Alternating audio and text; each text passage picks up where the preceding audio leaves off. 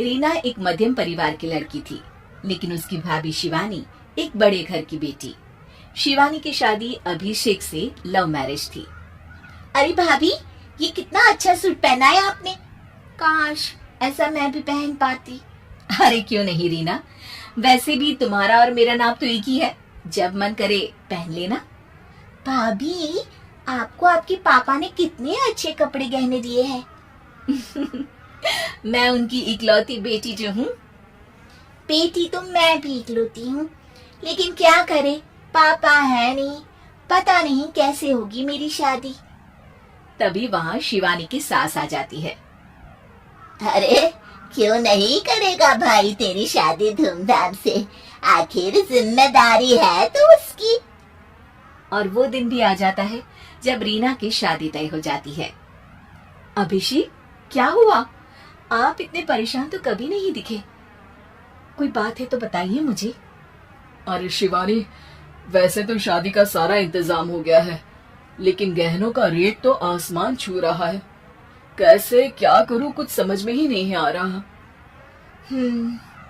थोड़ी देर में शिवानी अपने पूरे गहने अभिषेक के सामने रख देती है। ये लीजिए, गहनों का इंतजाम भी हो गया। अरे नहीं नहीं शिवानी, मैं ये गहने किसी हालत में भी नहीं ले सकता। ये तुम्हारे पिता ने तुम्हें दिया था, और तुम हो कि। तभी वहाँ सास आ जाती है। अरे तो क्या हुआ, इसकी तो हो गई ना शादी, अब किसे दिखाने हैं इसने गहने। सास गहनों का डिब्बा शिवानी के हाथ से लेकर वहाँ से चली जाती है। रीना की शादी धूमधाम से होती है और अब वो बड़े घर की बहू बन जाती है। वहीं रीना की शादी के बाद शिवानी और अभिषेक उसकी शादी के कर्जों से डूब जाते हैं। मैं सोच रही हूँ नौकरी करनी शुरू कर दूं, वैसे भी पढ़ी लिखी हूँ, आपकी थोड़ी मदद भी हो जाएगी। वैसे शिवानी, कुछ दिन कर लो तो अच्छा ही होगा, क्योंकि जरूरत भी है। अब शिवानी भी नौकरी करने लगती है और घर खर्चे में अभिषेक का हाथ बटाती है।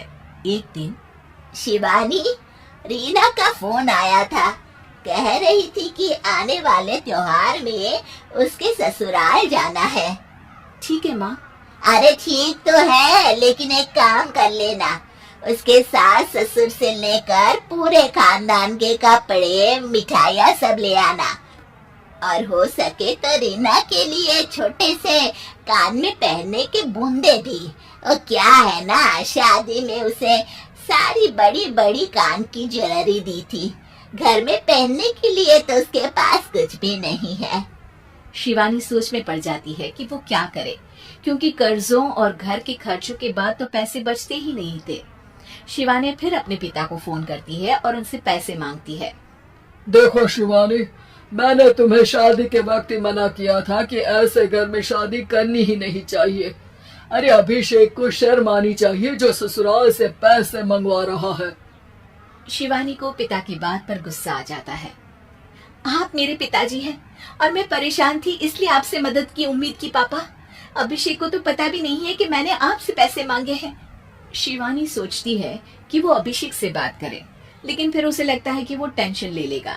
तभी शिवानी की नजर हाथ के कंगन पर पड़ती है, सीधे बाजार जाती है और उसे बेचकर ननद के घर ले जाने का सारा सामान लेकर आती है और सास के सामने रख देती है। हाँ ठीक है, लेकिन फल थोड़े और अच्छी क्वालिटी के होने चाहिए थे।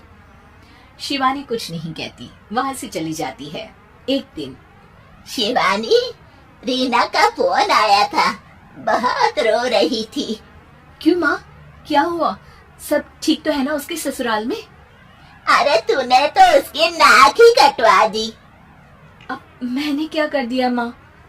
कह रही थी कि बड़े घर की बहू है भाभी, जो कपड़े दिए वो ब्रांडेड भी नहीं थे। तू तो जानती है ना उन लोगों का पहनावा कितना अच्छा है। तू तो मेरी बेटी का भला कभी सोचती नहीं। हाय भगवान, अरे बड़े घर की बहू है, इसी बात की जलन है ना तुझे, लेकिन याद रख मेरी बेटी का सोचने के लिए भगवान है, तुम लोग कभी उसका बुरा नहीं कर पाओगे। अब शिवानी के मन में सवाल था कि क्या ईश्वर सिर्फ रीना के साथ है उसके साथ नहीं, लेकिन उसे सुकून था कि वो अभिषेक के साथ उसकी जिम्मेदारियों को निभाने में बराबरी की हकदार है। शिवानी वहां से चली जाती है। वो सास से कुछ नहीं कहती, क्योंकि अमीर घर की बहू बनकर रीना को भले ही सुकून ना हो, लेकिन गरीब घर की बहू बनकर शिवानी खुश है, क्योंकि खुशी पैसों से नहीं परिस्थितियों पर निर्भर करती है।